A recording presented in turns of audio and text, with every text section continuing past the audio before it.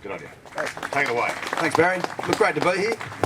Last time was about 3 years ago, and so I came up with Books and Homes and coincided with the mud crab races, where I met Dags, who apparently Dags was over running somewhere in Borneo, which is a bit different to here. But look, I've had a wonderful trip so far with Books and Homes. I got picked up by Mickey and Gordon Marshall, and we went out to Bailoo, and then we went to Fitzroy Crossing High, and then to Wankajunka, and then up to Wananami. Thank God Gordo was driving, and then I've been to the Derby District High School here in the Holy Rosary, and it's been great handing the books out for Books and Homes. But going to do a couple of yarns. I'm from Moree. I grew up in Moree, northern New South Wales. The old man was a farmer and grazier, moved into town, got into cattle in the late 60s. Wasn't his best move. No, it wasn't Barry. Anyway, but I used to go out to my cousin's place, and but if you had a good year though, you know, you get to go on holidays, and when you get to the beach, and when you're the son of a farmer and grazier, you can never lose your dad at the beach. You know, he's the one wearing the white t-shirt, white socks. You know, it hasn't got on, that's the tan line. You know, because it's only broken up by a pair of dirty brown check bathers. You know they're bathers and not swimmers because they've got that daggy white gusset in them like old man's undies. You know. You never drown in those things. You walk in the water, they just balloon around you in a pocket of air, you know. But Dad never took any chances. He sat well back from the action. He's looking, you know, sitting there looking an absolute treat one day, surrounded by chicks. Actually, they were seagulls. He was eating chips. He dropped a couple, and some poor bloke would be drowning just outside the flags, and he thought, oh, geez, I should go and help him, but I can't swim. And all of a sudden, the fit young bronze Aussie lifesaver went swimming out, grabbed this poor bloke, swam to the edge of the surf, started pushing down on his stomach. He was spewing out water. He's pushing down, spinning out. The old man watched this for a while, got up and said, listen, mate, I don't know too much about lifesaving, but I know a fair bit about pumps. If you don't pull his arse out of the water, you're going to be there all day. It's just a little bodily function one for you, Keith. We're just talking about that. He said, I've just gone against everything we're just talking about. But anyway, there we go. Look, and I was just speaking to Keith, and what a wonderful performer Keith is, and just all around. I mean, I'd much prefer to hear that national anthem on Keith on the gum leaf than some of the buffheads but he's singing it at the sporting events. That was tremendous, and the little eyebrow going up and down, that was pretty cool too. You need that on the big screen. And when I go to the city, I talk about fishing. You know, growing up in Moree, you know, you go river fishing, and you've got to explain to the city people that river fishing is a lot different to beach fishing or deep sea fishing, and it's all about preparation. You know, you need a couple of hours digging worms and catching yabbies for bait. You need a few hours in the bottle shop, you know, working out what you need for the trip, you know. Anything up to 3 days driving to that secret destination that only you and 175 other blokes know about, you know. You get to the camp, you set it up, you know, you get the eskies in the right place, the tent's up, the fire, and then you set the lines. You might have a metal springer, a hand line, throw a few out. The more sophisticated might have an alligator clip with a bell on it, so you don't have to sit by the lines, you go back to where the eskies are, because that's pretty important. You've got to guard your own esky, do a bit of this stuff. You might, if your bell rings, you might get up and sort of have a look what's going on. Halfway through the night, you must check the lines, or could check the lines. If you don't fall in, it's a miracle. And if you actually catch something, well, then you're really into it. So this is a true story.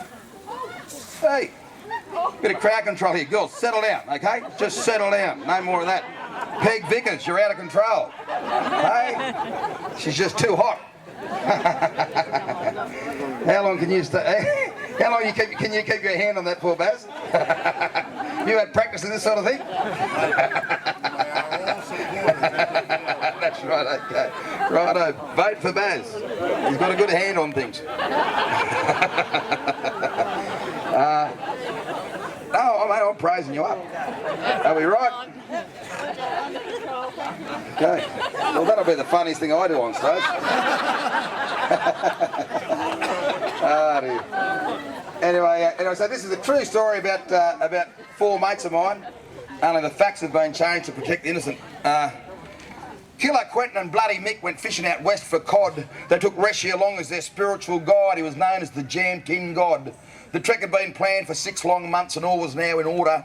They were ready to go to the great beyond, just north of the Queensland border. With 1,000 yabbies, 600 carp and a mile or more of worms. They had the bait to lure the fish and meet them on equal terms. For the cod that come from the great beyond, near the Never Go Dry Lagoon, are the hardest cod in the world to catch. They don't waltz to the fisherman's tune. With a 4-wheel drive with sardine packed, the trailer stacked 10-foot high, with boats and tackle and food and grog. The boys weren't going to go dry.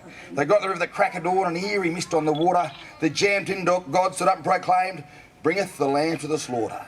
They set their lines, they made their camp, then Killer opened a beer. He drank a toast to a healthy catch and said, "Tell the cod we're here." Well, a tinkering bell was the first alert that the fish were on the bite, but the line hit the water, springer and all, and vanished out of sight. 10 more went as a frenzy began. There was little the boys could do. There was just no chance of grabbing the lines or their hands would be cut in two. The rot went on for 3 long days. The party was spent to a man, or except, of course, for the jam tin god, who had one final plan. So they hooked the carcass of a fly-blowing ewe to the anchor from one of the boats. The sheep had been dead for a good 2 weeks and stank like 1,000 goats. How was breakfast, all right? Yeah, cool. Yeah. They secured the lot with a length of chain to an old rusty plough by a tree. Said the jam tin god, "If the cod breaks up, he's fairly good for me."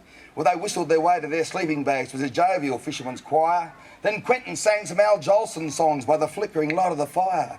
They drifted off to the land of Nod, but soon awoke in fright as the murderous sound of a fish-drawn plough came thundering through the night.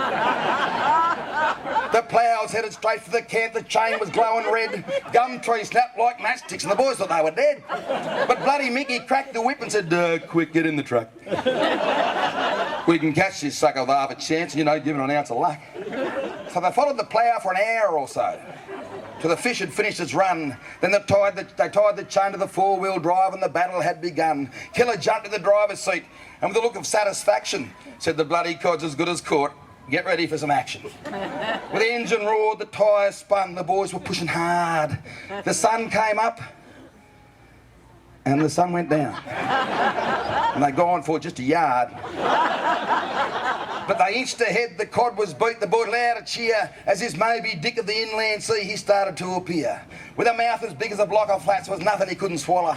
He was 40 foot from lip to gill, with plenty more to follow. Now Killer was clocking up overtime, the tyres were all but bald, while the others watched as the fish came out and the river began to fall. And all across the countryside the rivers were running dry. From Mungandai to Shepparton, the folk were asking why. The Darling was barely a trickle, the Murray ran hardly a drop, till the PM flew in from Canberra and he begged the boys to stop. Oh, sorry, I got up that there one. Now I've lost me bloody plot. He begged the boys to stop. Oh, I don't know where I'm up to now. Yeah.